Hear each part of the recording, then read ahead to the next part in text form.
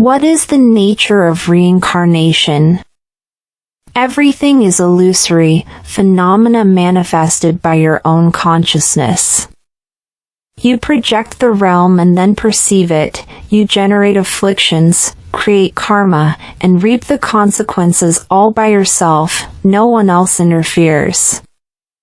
It is all a realm manifested by your own consciousness, which you then engage with.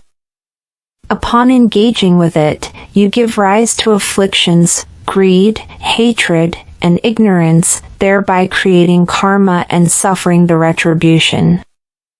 It is truly a case of reaping what you sow, remaining lost and adrift in the bitter ocean of birth and death. This is what the Buddhas call those worthy of pity. It is truly pitiful, like someone trapped in a nightmare from which they cannot wake up. They suffer torment and unbearable agony within the dream, groaning and wailing, yet remain unable to rouse themselves. This is precisely the state of sentient beings in the cycle of the 6 realms of reincarnation.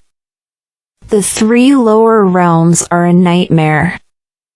Upon reaching the 3 higher realms, the nightmare pauses briefly, replaced by a pleasant dream. Yet, suffering still exists in the higher realms, and the time spent there is short. Throughout beginningless eons, the time spent in the nightmare of the 3 lower realms has been far longer. Even more pitiful is that sentient beings are like those born blind.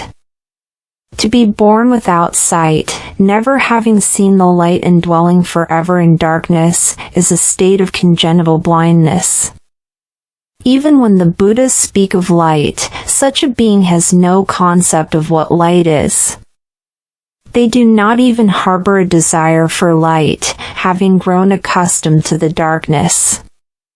We sentient beings are just like that. We have become far too habituated to reincarnation. Life after life, we cycle through birth, aging, sickness, and death without ever aspiring to escape. Not a single thought arises to ask, can I liberate myself from the cycle of birth and death? Can I stop this endless wandering through the 6 realms?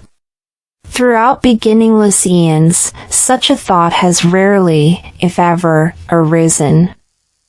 Without encountering the Buddha Dharma, we would never even imagine that we are caught in the cycle of the 6 realms, let alone consider how to transcend it. The very thought would never occur to us.